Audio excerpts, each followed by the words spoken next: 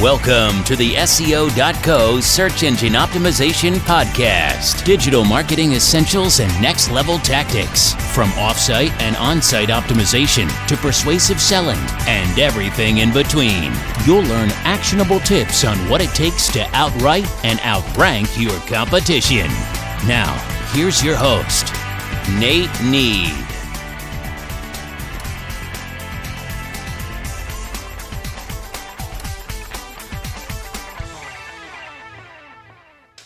Hello. Welcome to another episode. Today we're going to talk about the diminishing returns of link building outreach. And as it relates to search engine optimization, there are diminishing returns, and it can be extremely difficult to catch up to a competitor who has millions of links. Depends on where you kind of sit in the pecking order of the hierarchy in your industry, and what niche you're targeting in your industry. But assume that you're performing all white hat techniques for your outreach.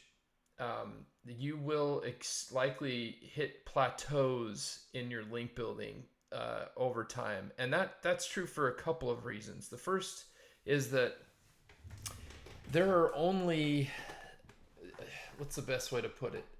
Let's look at, and I'll link to the source in this on our website. There are really only 22 referring domains out there that are between domain rating, and this is by Ahrefs standards, domain rating 96 to 100. 22. So finding a number of links from those sites, whether those be do follow or otherwise, is difficult. The number of domains that are 91 to 95, there are less than 1,000 of those. So at some point, you are not going to be able to find a domain, website, what have you, that's going to link to you from that are in that range. 86 to 90, there are only 3,100, close to 3,200 domains that are in the 86 to 90 range. So for someone to say that you'll be able to access, a large number of those, it's very difficult. It's difficult to get a large number of links from referring sites, site links from sites like that. Even more still is the difficulty that once you have established a relationship or find someone that feels your content is worthy enough to link to, how often are you going to get links from that site? And do you want to build links from that site to that particular page? You'll find that when you start reaching plateaus, it's usually getting into the top 20. Once you kind of come out, they call it the sandbox, but it's really more of a delayed link effect. Once you get into the top 20, getting from the top, say, 40 positions, or getting from buried, completely buried, to say the top 40 positions in Google might take you a year or two of really hard work. And then once you're into the top 40 positions, it might take you another year or two of really hard work to get from, spot 40 to page 1. And you might be working your butt off to get there. And there are diminishing returns as it relates to the number of links you're getting from any single domain. So if you have a specific landing page that you've linked to from a domain, don't link to it again from that same domain, which means that you have to spread out some of that link equity across other sites, and that's not a natural way to do it either.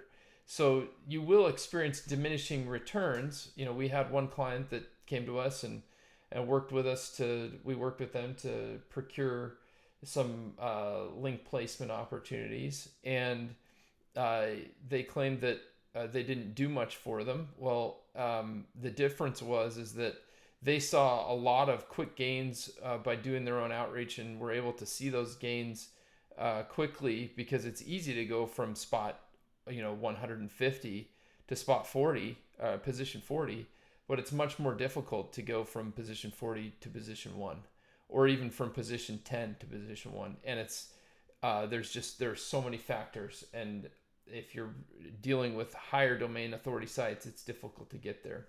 So I'll link to some of our some of our commentary in the show notes here, but there are diminishing returns, and as you hit that wall, so to speak, you really need to take a look at what your strategy is vis-a-vis the competition. And one last very important comment is that the domain rating, domain authority, Google's previous publishing of its PageRank, it's logarithmic, which means just like the Richter scale, a domain rating of 90 is, I believe, 10 times greater than a domain rating of 91, or excuse me, of 89.